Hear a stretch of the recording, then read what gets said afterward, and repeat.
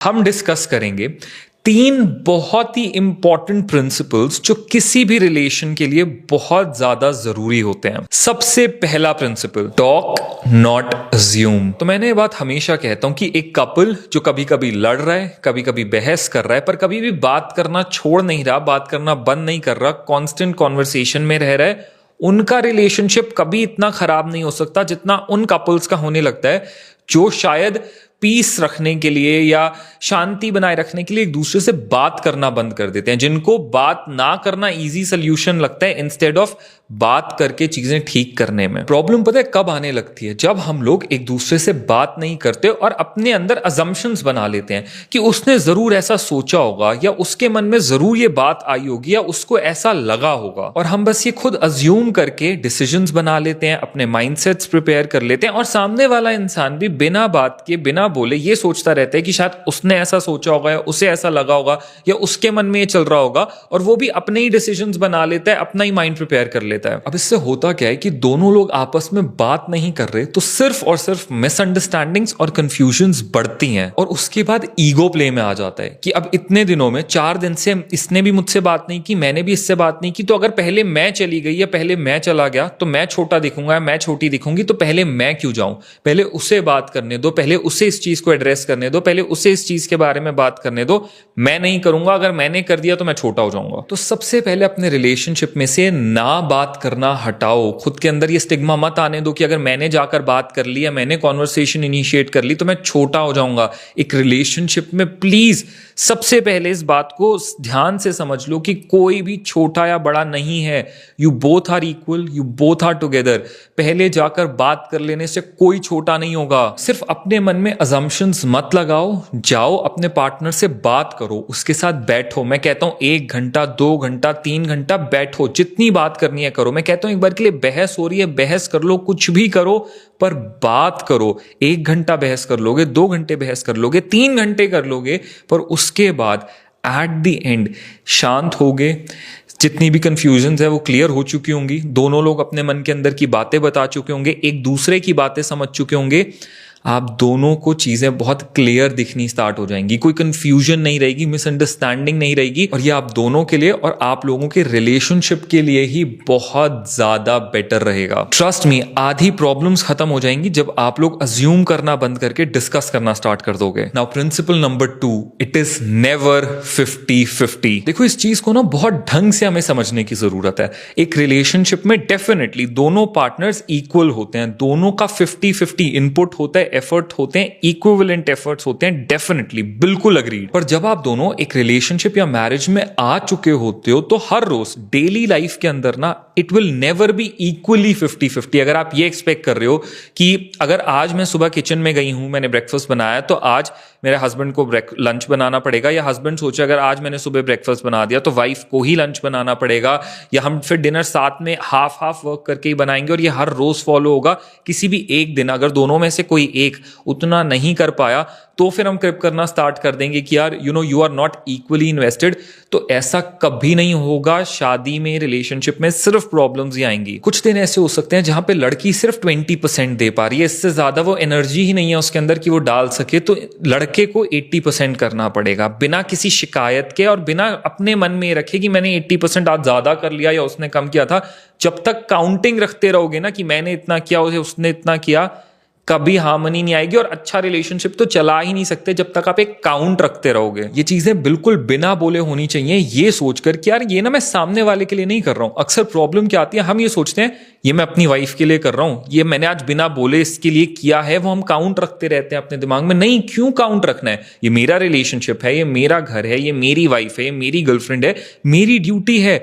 मैं 100% भी कर रहा हूं तो मैं इसमें ओके होना चाहिए, और ऐसा ही होगा। आप देखोगे जब डेली लाइफ एक दूसरे के साथ स्पेंड करने लगोगे, आप लोग ये ऑब्जर्व करोगे, किसी दिन लड़का 90 डाल रहा है, लड़की सिर्फ 10 डाल पा रही है, किसी दिन लड़का 0 डाल पा रहा है, उस दिन लड़की को 100% होल्ड करके चलना पड़ेगा।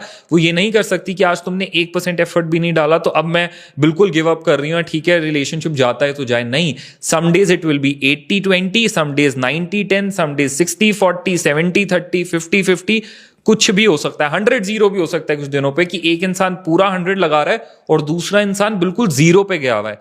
कई बार रिलेशनशिप में ऐसा होता है कि एक इंसान सोचता है यार नहीं हो पा रहा, रहने देते हैं, बहुत टफ हो रहा है, उस टाइम दूसरे को रिस्पॉन्सिबिलिटी लेनी होती है कि नहीं, वील डू इट, हम कर लेंगे। उस वक्त दूसरा 100 दे रहा है और एक 0 दे रहा है, उस 100 वाले को 0 को अपलिफ्ट करना होता है। एंड सिमिलरली कभी कभी टेबल्स टर्न भी हो सकती हैं, दूसरे इंसान को हो सकता है कई बार 100 देना पड़े एंड पहले वाला 0 पे रहे। ये चलता रहेगा, ये नेवर एंडिंग प्रोसेस है। बस हाँ, इसके अंदर एक छोटा सा डिस्क्लेमर है कि एक ही इंसान परमानेंटली हफ्तों तक, महीनों तक करता रहे, सिंगुलरली एफर्ट्स डालता रहे और दूसरा इंसान 0 पे रहे, वो कुछ करे ही ना, तो रिलेशनशिप नहीं चलेगा, तो कुछ भी नहीं चल सकता। दूसरे इंसान को भी इक्विवेलेंटली अपने एफर्ट्स डालने होंगे। ये हो सकता है कि इस दिन किसी का कम किसी का ज्यादा, बट दोनों को इक्वली रिलेशन के लिए फोकस रहना पड़ेगा। अपने आप को मैंने इतना किया, मैंने ये किया, मैंने वो किया, इस मैं को हटा के जब तक रिलेशनशिप सेंट्रिक नहीं रहोगे, your relationship or marriage can never be happy. Now the third principle and very important principle, never entertain anybody. अब ये रूल दोनों लोगों को अप्लाई करना पड़ेगा कि ये हम दोनों का रिलेशनशिप है, ये हम दोनों की मैरिज है, इसके अंदर जो कुछ भी हो रहा हो ये हम दोनों की पर्सनल लाइफ है, इसके अंदर किसी भी तीसरे इंसान का इंटरफेरेंस अलाउड नहीं होना चाहिए, फालतू की सलाहें अलाउड नहीं होनी चाहिए। It is your project, your work to do. Being a relationship coach, मेरे पास ना बहुत सारे मैरिड कपल्स ऐसे आते हैं जो आते हैं और बताते हैं कि हमारा इतना ज्यादा सेपरेशन तक बात आ चुकी है, इतनी चीजें खराब हो चुकी हैं। जब मैं उनसे बात करनी स्टार्ट करता हूँ, डीप डिग करता हूँ, पूरी स्टोरी समझता हूँ ना, तो मेरे को दिखाई देता है कि इनकी एक छोटी सी बात पे बहस हुई थी, बहुत छोटा सा मैटर था, पर हुआ क्या, लड़की ने अपने पेरेंट्स को फोन कर दिया कि हाँ ये कुछ हो रहा है, लड़के ने अपने पेरेंट्स को बता दिया, लड़की के पेरेंट्स फटाफट से आ गए, लड़के के पेरेंट्स इन्वॉल्व हो गए, लड़के के फादर ने चिल्ला दिया, लड़की के फादर ने कहा आपने हमारी बेटी भी कैसे चिल्लाया, अब मैं ज्यादा चिल्लाऊंगा। ये चीज लड़की की मम्मी को बुरी लग गई या लड़के को बुरी लग गई, सारा कुछ इतना ज्यादा मैस हो गया। वो एक जो छोटी सी लड़के और लड़की की लड़ाई थी, वो दो फैमिलीज के ईगोस की लड़ाई बन गई।